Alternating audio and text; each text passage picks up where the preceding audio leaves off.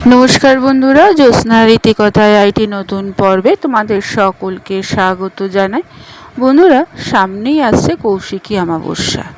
এই কৌশিকী অমাবস্যা তিথিতে মা তারার উপাসনা করে থাকে।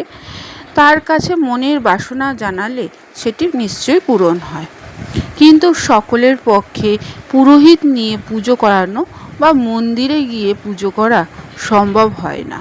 সেক্ষেত্রে বাড়িতে সহজেই পুজো করা যেতে পারে, তবে কয়েকটি নিয়ম পালন করতে হবে। তাই বন্ধুরা, আজকে পর্বে আমরা জানবো যে কৌশিকী অমাবস্যার পুজো বাড়িতে যদি আমরা করে থাকি কি কি নিয়ম পালন করতে হবে। যদি ভালো লাগে তাহলে অবশ্যই সবার কাছে শেয়ার করে দেবে আর লাইক করে দেবে। পাশে বেল আইকনটিকে অবশ্যই প্রেস করে রাখবে, যাতে পরবর্তী ভিডিও নোটিফিকেশন সবার আগে তোমাদের কাছে পৌঁছে যেতে পারে। বন্ধুরা, কৌশিকী অমাবস্যার পবিত্র তিথিতে অশুভ শক্তির বিনাশ ঘটে বলে বিশ্বাস করা হয়। তন্ত্র সাধনার সঙ্গে যুক্ত ব্যক্তিদের কাছে এই দিনটি বিশেষ মাহাত্ম্য। দেবী পার্বতী অশুভ শক্তি বিনাশের উদ্দেশ্যে নিজের দেহকোষ থেকে ভয়ঙ্কর এক দেবী সৃষ্টি করেন। তিনি দেবী কৌশিকী নামে পরিচিত। ভাদ্র মাসে অমাবস্যা তিথি কৌশিকী অমাবস্যা নামে পরিচিত। কৌশিকী অমাবস্যা তিথিতে তারাপীঠে সাড়ম্বরে মা তারার পুজো করা হয়। ভক্তের সমাগমে মন্দির চত্বর গমগম করে ওঠে। এছাড়া অনেকেই বাড়িতে পুরোহিত ডেকে মা তারার পুজো করে থাকে। এই তিথিতে মা তারার উপাসনা করলে, তার কাছে মনের বাসনা জানালে সেটি পূরণ হয়, কিন্তু সকলের পক্ষে পুরোহিত দিয়ে পুজো করানো বা মন্দিরে গিয়ে মনোবাঞ্ছা জানানো সম্ভব হয় না। সেক্ষেত্রে বাড়িতে সহজ কয়েকটি নিয়ম মেনে মা তারার পুজো করলে তা পূরণ হয়। তবে তান্ত্রিক মতে যদি পুজো করতে যাও তাহলে শক্তি মন্ত্র বা তারা মন্ত্রের দীক্ষা থাকা দরকার। না হলে প্রতিদিনের পুজোর মতো করেই মা তারার পুজো করা যেতে পারে। ভক্তের ডাকে দেবী নিশ্চয়ই সাড়া দেবেন। তাহলে সেই নিয়মগুলো কি কি তা এবার আমরা জেনে নেব। প্রথমে বন্ধুরা, মা তারার ছবি বা মূর্তিকে ভালো করে পরিষ্কার করতে হবে। তারপর সেটিকে লাল জবা দিয়ে সাজাতে হবে।